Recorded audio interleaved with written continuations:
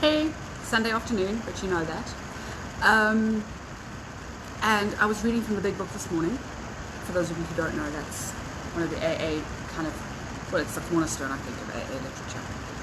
Because for a lot of my friends, I know that Thursday was really, really hard because there's another 2 weeks to go before lockdown ends, or at least is moved, changed, shifted. And a lot of people only bought alcohol for the 3 weeks. And now it's finished. And one particular friend was savouring her last glass of wine on Thursday night. And so what I wanted to say is, I really do know how you feel. I think it's one of those few things I feel qualified to say. I know how you feel. Not that I think you're alcoholics, but so maybe some of you are, in which case there are Zoom meetings, AA meetings on Zoom all the time, and there are just support groups on all the time. I've got some resources as well. If you inbox me, if you need to talk to somebody who is a professional at this, I've got names for you. I do recovery coaching myself, so yeah, but that's not what I'm talking about. Reason I say I know exactly what you're feeling is that if I was still drinking now, I would probably be out there, and I say this with complete humility, I'd be out there on the black market looking for booze. I'd be paying hundreds of rands for a bottle of wine because I was very, very desperate. And so what I hope to do today is when I stopped cold turkey. And what I realized was that how much I've been using the alcohol to feel better and to numb any kind of pain. So for some people it's just a glass of wine in the evening, and I go back to the jogging and the dog walking thing. It's literally just it's a take the edge off moment. And now there's no way of taking the edge off. So these are some things that helped for me when I was taking essentially the edge off a mountain. For some of you it's just annoying. For others you might be a little uncomfortable about how much you really want those 2 glasses of wine in an evening, or 3 or 4 or 5 or however much. So for those who don't have any alcohol left and are thinking, well, what really helped me was to work out exactly what I was feeding when I was having a drink, or what I was numbing. So the first thing I do when those feelings still come up, and they do, and I must tell you, over the past few weeks I've dreamt about drinking. That happens every time I get stressed, that I dream about it. I have different alcoholic dreams.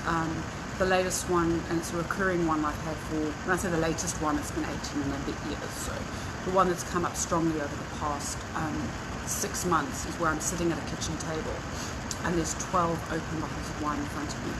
And I'm just waiting. I'm actually holding myself. I get excited just thinking about it. So that's how I know. When people say, "You sure you're an alcoholic?" Yeah, I'm really sure. I'm really sure. I don't think I'm ever not going to be. I'm just going to be dormant. Mark says, does addiction run in your family? Mark, I don't know. I don't think so, but it very well could. I know there were certain family members who had substance dependence problems, but I don't know where the genetic link is. But to go back to it, so the first thing I do when I'm having those moments is to check in with myself. I go, right, where am I right now?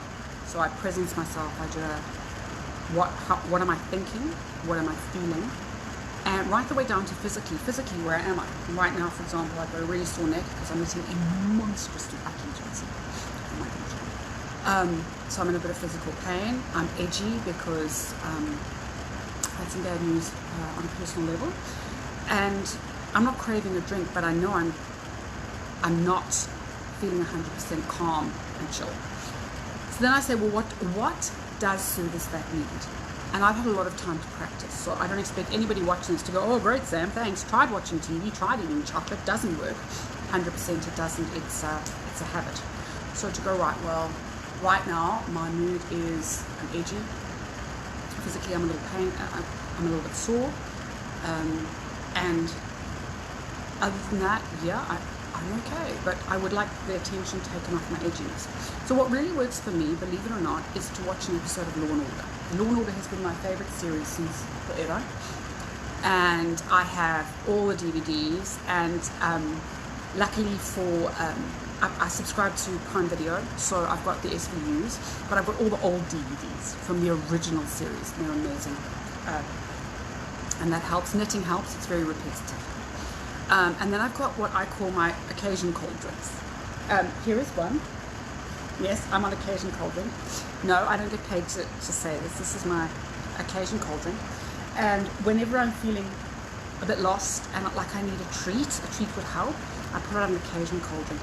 At one stage, I had occasion chocolate, but I just wasn't capable of being a participant. So in the top drawer, I'd have like, 5 stars and the little chocolates, and then I'd have emergency chocolate, which was the slabs, and of course chuckles. And then I'd have occasion chocolate, which is when you really need a Toblerone, like you have one. So the first thing I do is find myself a treat. It's a stopgap, it's a short-term solution. And that does help. It really helps a lot. Yes, Fred, San Pellegrino. And then I find something to do. Right now I'm just finishing off the first edit of my book. Yes, Sean, it's coming to you. Yes, Melinda, I know you're watching. And that's taking up a lot of time, so I've got a distraction. And I think at this time, when you have those feelings, like the wine is finished, and that was your moment, that was your permission to let go, to release. It's finished. And I don't know when it's coming back. I'm pretty certain it won't be too long because it makes so much money in terms of tax for the country. So I don't think this is never coming back. And I think the same with cigarettes. So I don't think it's a panic. But as an alcoholic, I would have been panicking. Every day without it would have been a nightmare for me. So maybe over this time period, just to kind of think, well, what could I distract myself with for now? What else could be my go-to? And something else I found really helpful when I've had stressful moments is virtual coffee. So I have made brand new friends on social media. I hosted a Zoom group last week. We are all chatting like crazy. Now we're on a WhatsApp group. No judgment, no nastiness, no politics. It is an opportunity to be in a safe space and say how you feel and how you want to change your feelings or change your thoughts so that things are more positive for you.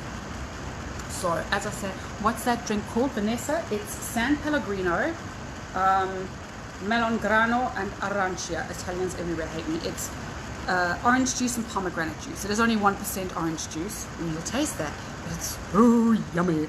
Yes, Rachel, there are Zoom AA meetings during lockdown. They really are, and they're all over the place. But for those of you who I don't have a drinking problem, I just really miss it. I totally get that. I really miss red chuckles. There's a massive shortage in Sandton. Not even being facetious, there really is. So yeah, try little distractions if you can. And like I said, virtual coffee. So maybe there's someone whose posts you are seeing on Facebook, or you're seeing them on Instagram or Twitter, and you think, wow, that's somebody I feel I connect with. I had such a great conversation, virtual coffee, with a guy from America the other day, who's at home with his 3-month-old baby. His wife's an emergency services worker, and how they're getting through things together. And I got some really good ideas. And I have a really close friend who I have virtual coffee with every Saturday and Sunday morning, and it's great. So maybe look for people like that. When you're starting to feel a bit stressed, and I'm talking about especially people who are alone. I know it's hard. Not for me, I'm a recluse, but I do know for a lot of people it's extremely hard to be alone. So maybe make those new friends. Have an hour of coffee or have an hour of Facebook time with somebody you've never met before, and chat. It can't hurt. I mean, literally, this is kind of like COVID-19 Tinder for friendships. It really can be. So those are just a few ideas. I have found them tremendously helpful. The occasion drinks, which, as you know, you can occasion cold drink, which are being sold everywhere. I picked those up 2 days ago. And there's a whole bunch more in the cupboard. And try and celebrate things with other people. Because it is, when you can say to someone, holy crap, I missed that glass of wine so much I'm embarrassed about it. I get it. It's okay. There's someone out there feeling the same way. Or, this isn't fair, I should be allowed to have a drink. Well, maybe you'll find someone who can talk about that as well. I'm not sure how effective that's going to be about making you feel better. So just give it a whirl. Let me know how you go. And if you need resources, inbox me. I am checking that other weird little inbox thingy as well that I didn't check for months. I lost so much clientele because people were sending me messages into that special message section and I wasn't seeing them. So yeah, I am looking now. And what I've really found helpful as well is using social media for what I always hoped it would be useful for, which is keeping in touch with people, meeting new people, and tracking sort of like-minded human beings and people in the same situation as me. John saying, I know how people feel. I went cold turkey in 1996 in Turkey, once an alcoholic, also an alcoholic. I drank every day as I was trying to fill a void. Now I'm so busy with hobbies. Hobbies help. I know we can't get to many things. There's a jigsaw somewhere in your house, I promise. I'm knitting, as I said. But I'll keep repeating myself. So inbox me if you're looking for resources. I can give them to you. If you want to join one of the Zoom sessions, also inbox me. I'm going to have to run quite a few because I think doing 12 on a session is too many. So original group, don't panic. And yeah, those little distractions, they really, really help. It's habit forming. So the first couple of days, you're going to be drinking an orange cold drink and think, Sam, that was the biggest load of rubbish ever. First day, maybe it will be. Pick up the phone, chat to a friend, go live on Facebook, chat to some friends, make a Zoom session. It's free for 45 minutes. You can log in. I don't know who's watching, but let's be honest, who isn't watching these days? Maybe just don't do it naked. Have a beautiful day. And no judgment. I totally understand how you feel. You really, really do. Don't judge. You want it. Feel it with you. And if there's any way that these talks help, please let me know. I will do more often. Like I said, have an absolutely beautiful Sunday. An occasional cold drink. It's not too bad.